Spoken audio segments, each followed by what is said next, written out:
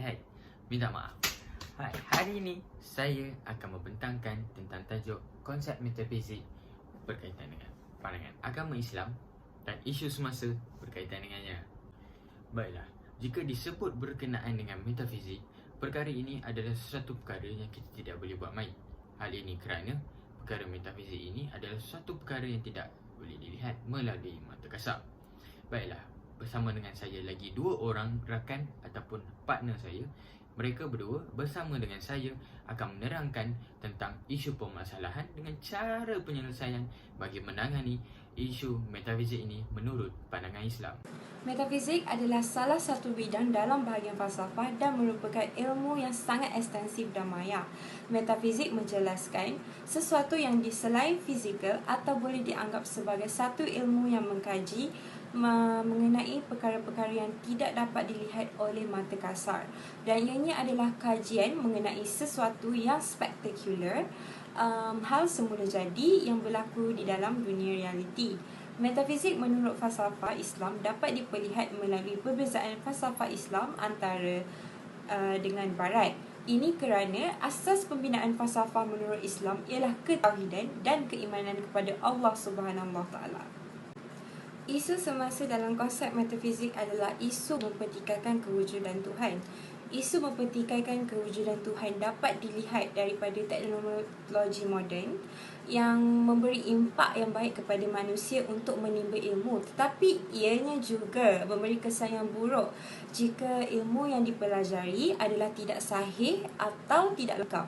Kajian tanpa merujuk pada yang lebih pakar akan membawa kepada kekosongan ajaran atau ilmu serta akan menimbulkan rasa was-was jika seseorang terlalu mengetahui tentang sesuatu perkara. Lebih-lebih lagi jika mereka hanya bergantung kepada kajian saintifik atau logik semata-mata.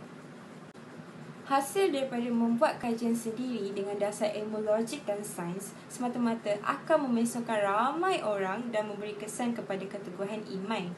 Antara kesannya adalah tidak mempercayai kewujudan Tuhan dan mempertikaikan qada dan qadar seseorang. Terdapat banyak golongan yang mempertikaikan kewujudan Tuhan, antaranya golongan ateis, agnostik, humanisme dan modernisme. Ateis adalah golongan yang tidak mempercayai agama, manakala agnostik pula adalah kelompok yang tidak mempeduli kebenaran agama dan mempersoalkan konsep halal dan haram. Agnostik terbahagi kepada 4, iaitu agnostik lemah, agnosticism, agnosticism apathetik dan agnosticism. Baiklah, seterusnya saya akan membentangkan tentang objektif kajian kumpulan kami. Kumpulan kami mempunyai dua objektif kajian. Satu, iya betul, dua saja objektifnya. Yang pertama, membuktikan kewujudan Tuhan. Baiklah tuan-tuan dan puan-puan, dalam konteks agama Islam, kewujudan Tuhan iaitu Allah Subhanahu Wa Taala itu sendiri kita dapat lihat dengan sahihnya. Kita tak dapat nafikan kerana kewujudan Tuhan itu sendiri datangnya daripada Allah Subhanahu Wa Taala yang telah turunkan Al-Quran kepada Nabi Muhammad SAW. Baiklah, dengan turunnya kitab suci Al-Quran ini, kita dapat lihat pelbagai kisah, pelbagai pengajaran dan nilai murni yang kita boleh ambil sebagai iktibar dan kita ambil sebagai garis panduan hidup. Dengan ini, kita dapat lihat dan kita dapat membendung segala perkara yang telah dilarang oleh Allah Subhanahu Wa Taala supaya kehidupan di sana nanti lebih jelas dan lebih tenang. Baiklah, seterusnya objektif kami yang kedua iaitu mengkaji perspektif manusia yang mempertikaikan kewujudan Tuhan. Baiklah, selalunya permasalahan sebegini berlaku apabila mereka mengkaji permasalahan tentang kewujudan Tuhan melalui sains. Mereka menggunakan sains sebagai alat ukuran mereka supaya mereka dapat mengetahui dengan lebih lanjut, mengetahui dengan lebih mendalam berkenaan perkara yang mereka tidak nampak. Jadi, perkara ini menemui jalan buntu. Mereka tidak mempunyai 100% jawapan yang tepat dan tidak mempunyai jalan penyelesaian. Jadi, apabila perkara ini berlaku, mereka mempunyai konklusi tersendiri, iaitu agama itu tidak benar, Tuhan itu tidak wujud. Selesai, tutup cerita, esok balik. Tapi perkara ini kita tidak boleh anggap sebagai satu perkara yang main-main, Kerana apabila perkara ini telah disebarkan kepada semua orang, jadi perkara ini akan menjadi satu permasalahan yang amat besar. Apabila benda ini telah mempengaruhi minda-minda orang-orang yang beragama, sebagai contohnya orang yang beragama Islam. Apabila mereka keluar daripada agama Islam, perkara ini merupakan satu berita yang tidak baik. Jadi dengan perspektif manusia ini, kita dapat lihat permasalahan yang lebih mendalam dan cara untuk mengatasinya dengan lebih lanjut. Tersebut adalah objektif yang diutarakan oleh rakan saya. Jadi, daripada objektif tersebut, kami juga dapat menyediakan cadangan dan aplikasi penyelesaian bagi permasalahan ini. Cadangan dan aplikasi penyelesaian yang kami akan kemukakan diambil daripada dalil Al-Quran dan juga peristiwa kisah-kisah Nabi. Terdapat 4 subpoint yang dapat kami ekstrak daripada dalil dan juga kisah-kisah Nabi, iaitu yang pertama sekali adalah kisah-kisah Nabi, iaitu kisah Nabi Nuh. Yang kedua, dalam membuktikan bahawa agama Islam itu adalah agama yang indah. Keempat adalah peranan ahli agamawan dalam permasalahan ini. Dan keempat adalah strategi dakwah yang boleh dilakukan. Terdapat banyak peristiwa kisah Nabi yang tertulis dalam Al-Quran bagi memberi pengajaran kepada umat Islam. Tetapi yang berkait rapat dengan tajuk kami adalah kisah Nabi Nuh. Untuk dipendekkan cerita, umat Nabi Nuh AS telah menduakan Allah SWT dengan menyembah berhala. Walaupun dinasihati oleh Nabi Nuh AS supaya berhenti berlaku sedemikian, mereka tidak mendengar nasihat Nabi Nuh AS, dan perkara tersebut telah membuat Allah SWT murka terhadap umat Nabi Nuh dan menurunkan bala kepada mereka. Yang kedua adalah membuktikan bahawa agama Islam adalah agama yang indah. Kami akan menggunakan kisah seorang wanita barat yang dikenali sebagai Ione Sullivan ini untuk membuktikan bahawa agama Islam adalah agama yang indah. Wanita yang dikenali sebagai Ione Sullivan ini berlatar belakangkan keseluruh keluarganya merupakan golongan etis. Beliau tamat pelajaran pada tahun 2000 dan mula bekerja di beberapa negeri, iaitu di Jordan, di Egypt, di Palestin dan juga di Israel.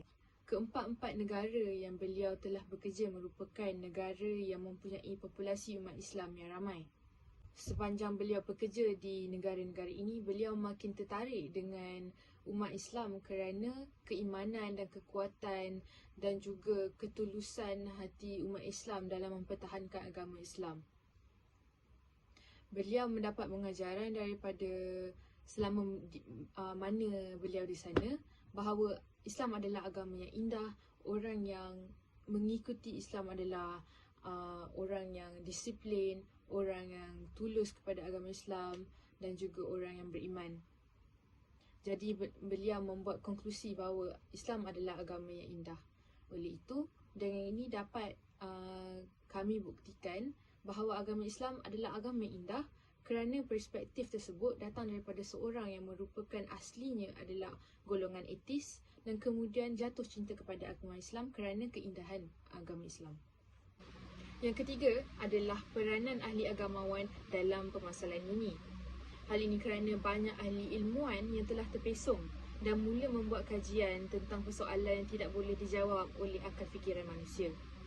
Perkara ini mendorong mereka untuk tidak mempercayai kewujudan Tuhan dan menyebabkan fahaman etis makin meluas. Perkara ini menyebabkan pegangan agama lain terancam. Seperti yang kita tahu, pada masa kini, agama dan sains tidak berjalan dengan seiring. Oleh itu, kami menyediakan beberapa penyelesaian yang boleh digunakan. Antara penyelesaiannya adalah dialog di antara agamawan dan ilmuwan untuk berkongsi pendapat supaya pendapat tidak bercanggah dengan akidah dan seterusnya tidak akan menjejaskan kefahaman dan kepercayaan kepada Tuhan. Para agamawan juga boleh memberikan tunjuk ajar kepada para ilmuwan yang sedang mengkaji perkara yang di luar skop kerja mereka, memberikan langkah-langkah yang jelas kepada para ilmuwan. Akan tetapi, para agamawan perlulah bersikap positif dan berfikiran terbuka untuk supaya tidak terlalu memberi idea tentang agama sahaja kerana dunia juga berfungsi secara saintifik. terdapat satu ayat yang menarik perhatian kami yang dipetik daripada seorang arkitek berasal daripada Amerika yang berbunyi seperti, there is one outstandingly fact about the spaceship Earth, that is that no instruction book that came with it. Maksud arkitek tersebut adalah bahawa kapal angkasa tersebut tidak datang bersama buku panduan, akan tetapi pemasangan kapal angkasa tersebut memerlukan buku panduan supaya pemasangan itu sempurna dan berfungsi. Jadi begitu jugalah seperti manusia, kita memerlukan buku panduan, kita memerlukan panduan hidup supaya tidak terpesong, tidak mudah dimanipulasi, mempunyai pegangan hidup, jadi mempunyai pegangan yang teguh. Dari segi Islamiknya, syariat Islam telah memberi garis panduan kepada umat Islam supaya berbuat baik dan tidak melakukan larangan yang telah dilarang dalam Al-Quran. Jadi bagi umat Islam, buku panduan kita adalah Al-Quran, kerana dalam Al-Quran telah tertulis apa yang boleh dilakukan, apa yang tidak boleh dilakukan, perkara dosa dan pahala. Jadi umat Islam mempunyai buku panduan, disebabkan itulah kita disiplin dan kita percaya bahawa Tuhan itu wujud. Yang keempat, iaitu yang terakhir sekali, adalah strategi dakwah. Iaitu yang pertama, umat Islam perlulah meningkatkan penghayatan Islam dalam diri masing-masing.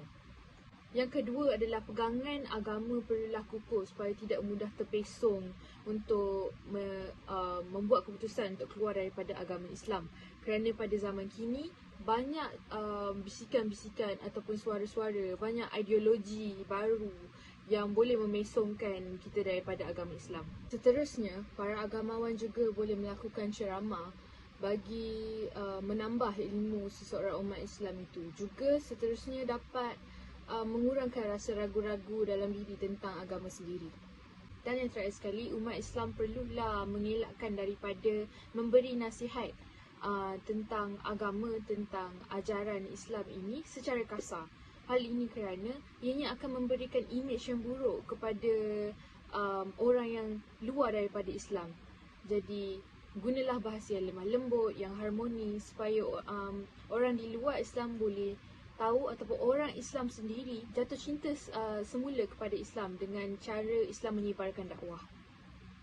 Baiklah, setelah apa yang rakan-rakan saya bentangkan tentang permasalahan dan cara mengatasi masalah-masalah tersebut, saya tampil untuk membentangkan tentang rumusan yang terbahagi kepada 3. Yang pertama, rumusan yang kami dapat adalah metafizik merupakan sesuatu perkara yang tidak dapat disangkal oleh logik manusia. Hal ini kerana metafizik adalah sesuatu perkara yang kita tidak dapat lihat dari pandangan kasar.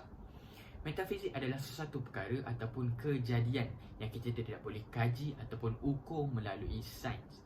Hal ini kerana perkara-perkara sebegini terbatas. Jadi, wujudnya kitab pegangan dalam Al-Quran menyatakan sesetengah perkara di mana contohnya kejadian alam, kejadian manusia, bagaimana bercanda itu berlaku. Jadi, semua perkara ini telah dilakukan oleh kehendak Allah Subhanahu Wa Taala. Jadi, poin yang ketiga adalah metafizik mampu membuka mata minda manusia yang terutamanya golongan etis dan golongan agnostik bahawa Tuhan itu wujud dan Tuhan itu ada. Jadi perkara ini walaupun kita tidak nampak, tetapi kita boleh buktikan melalui sains dan agama, bukannya sains semata-mata. Kerana sains itu tidak boleh berdiri tanpa adanya agama. Sains merupakan suatu ukuran yang terbatas. Jadi perkara ini kita tidak boleh sangkal dan mempunyai teori yang tersendiri. Jadi bagi penutup kata, kami bertiga ingin memohon maaf sekiranya kami ada tersalah kata ataupun terkasar bahasa kepada mana-mana pihak. Jadi pendek kata, sekian saja daripada kami. Assalamualaikum warahmatullahi wabarakatuh dan salam sejahtera. Selamat maju jaya.